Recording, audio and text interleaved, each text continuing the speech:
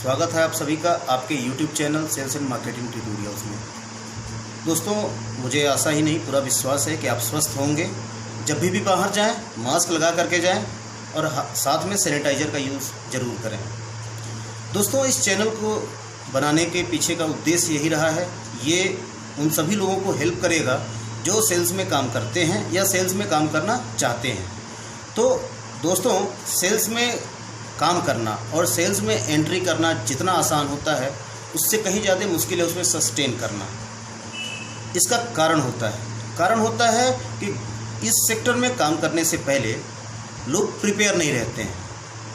कुछ बातों का विशेष ध्यान दिया जाए तो सेल्स में काम करने वाला जो भी है वो उतना ही एंजॉय करेगा जितना एंजॉय बाकी के सारे डिपार्टमेंट्स में काम करने वाले लोग करते हैं।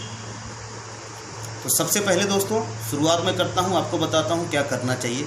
अगर आप सेल्स में काम करना चाहते हैं तो कुछ एक क्वालिटीज़ आपके अंदर पहले होनी चाहिए, जैसे कम्युनिकेशन स्किल। कम्युनिकेशन स्किल का मतलब अंग्रेजी नहीं, कम्युनिकेशन स्किल का मतलब वो भाषा जिसमें आप अपने कस्टमर से बात करना चाहते हो और जो भी मैसेज देना चाहते हो वो क्लैरिटी के साथ आपके कस्टमर तक पहुंचता हो। इसके अलावा कॉन्फिडेंस आपके अंदर होना चाहिए। तो अगर ये दोनों आपके अंदर क्वालिटीज़ हैं तो आप सेल्स में काम कर सकते हैं और आप एक करियर बना सकते हैं। और दोस्तों, पूरे विश्वास और गर्व से कहा करिए कि एक सेल्समैन हूँ। मेरा नाम विकास श्रीवास्तव है और मैं एक सेल्समैन हूँ, पिछले 15 साल से हूँ और मैं गर्व से कहता हूँ कि मैं सेल्समैन हूँ। दोस्तों, सेल्स एक ऐसा डिपार्टमेंट है किसी भी कंपनी का, सिर्फ एक ऐसा डिपार्टमेंट जो रेवेन्यू कलेक्ट करता है। बाकी सारे डिपार्टमेंट्स सिर्फ उसी रेवेन्यू पे ज़िंदा रहते हैं। मतलब हम जो कलेक्ट करते हैं, हम जो काम करते हैं, न सिर्फ अपने लिए, पूरी कंपनी के लिए करते हैं।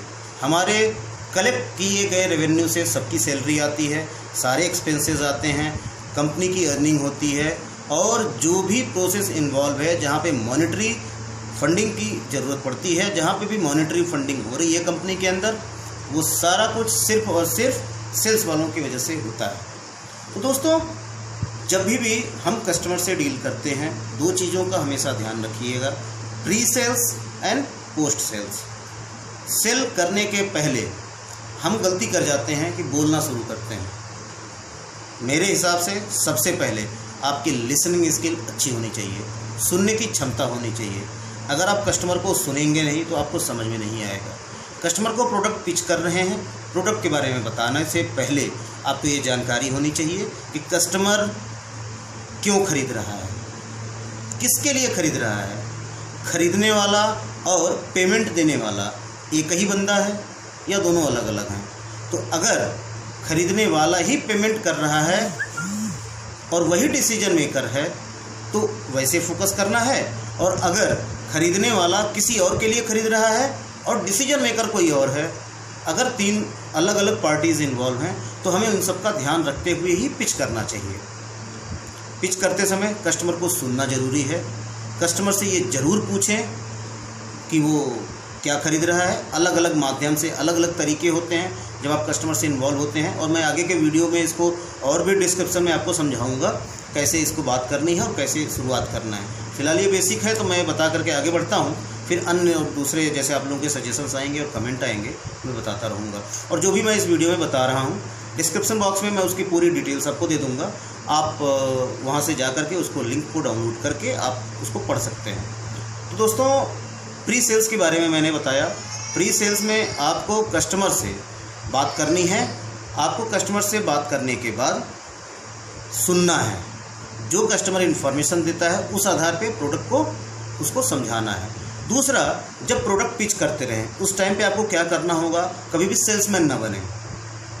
मैं अपनी ज़िंदगी में कभी भी सेल्समैन नहीं बना कस्टमर के लिए। हम जिस फील्ड में हैं, जिस सेक्टर में हैं, जो काम करने जा रहे हैं, उसमें हम कस्टमर के लिए सिर्फ सलाह करता है। अगर कस्टमर ये मान गया कि आप सेल्समैन हैं तो शायद सफल नहीं होंगे, आप डील क्लोज नहीं हो पाएगी। अगर कस्टमर ये मान सका कि आप अपनी फील्ड के एक्सपर्ट हैं तो, या फिर जिस प्रोडक्ट को आप सेल कर रहे हैं उसके आप एक्सपर्ट हैं और आप उसके लिए एक सलाहकर्ता के तौर पे काम कर रहे हैं, तो निश्चित रूप से वो आपको रिकॉग्नाइज़ करेगा और आपकी डील क्लोज होगी। अब आती है बात डील क्लोज होने के बाद, ये एक बेसिक मुद्दा है, लोग भूल जाते हैं। कस्टमर को ध्यान रखिए, कस्टमर से बात करते रहिए, कस्टमर से वर्बल एंड रिटन कम्युनिकेशन दोनों तैयार रखिए। SMS है, व्हाट्सएप है। और जो सेल्समैन पोस्ट सेल के बाद, डील क्लोज होने के बाद अपने कस्टमर से रेफरेंसेस नहीं निकाल पाया, रेफरेंसेस के सेल्स नहीं निकाल पाया, उस बंदे का बहुत दिन तक काम करके टिक के रह पाना मुश्किल है। तो ये ध्यान रखें, आपका एक कस्टमर अगर आपको आगे के और कस्टमर रिफ़र नहीं करता है तो शायद आपसे गलती हुई है, शायद आपने कुछ गलत किया है।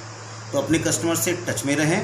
तो प्री सेल और पोस्ट सेल दोनों में ध्यान रखना है। दूसरी सबसे बड़ी बात ये समझ के चलिएगा, अगर आप जिस प्रोडक्ट में, जिस कंपनी में और जिस सेक्टर में हैं, उस सेक्टर के, उस प्रोडक्ट के बारे में आपको पूरी नॉलेज होनी चाहिए। पढ़ने के तमाम सारे साधन हैं। आप इकोनॉमिक टाइम्स पढ़ सकते हैं, अपडेट जान सकते हैं, ढेर सारे उसके स्रोत हैं जहाँ से आप वो पढ़ाई कर सकते हैं, वो जान सकते हैं। और अपडेट रहना है आपको, उस प्रोडक्ट की पूरी लाइफ साइकिल आपको पढ़नी है और रेगुलर पढ़ते रहना है। तो एक अच्छा सेल्समैन वही होता है जो हमेशा पढ़ता रहता है, जो हमेशा नॉलेज लेता रहता है। और दूसरा, पहली क्वालिटी एक अच्छे सेल्समैन की, वो हमेशा अपडेट रहेगा। दूसरी क्वालिटी एक सेल्समैन की होती है कि एक सेल्समैन अपने कस्टमर का केयर करता है। एक सेल्समैन के लिए उसका कस्टमर ही सब कुछ है। एक नाराज़ कस्टमर आपके 100 कस्टमर से लेकर के जाएगा, लेकिन अगर कोई कस्टमर खुश है तो आपको 10 से 20 कस्टमर देगा। तो अगर कोई कस्टमर नाराज़ है तो नुकसान ज़्यादा है। तो इसलिए ये ध्यान रखें और बाकी मुझे बताते रहिएगा। मैं आगे और अपने वीडियोज़ में आप लोगों को अपडेट करता रहूँगा। मैं ये बताऊँगा कि आप लोगों को क्या करना चाहिए और अलग अलग टॉपिक्स पे मैं वीडियोज़ बनाता रहूँगा। आप सबके सजेशंस का, आप सबके कमेंट का, आप सभी लोगों के सुझावों का मुझे इंतज़ार रहेगा। तो धन्यवाद। बाकी आप डिस्क्रिप्शन बॉक्स में पूरा देख लें। बहुत बहुत धन्यवाद।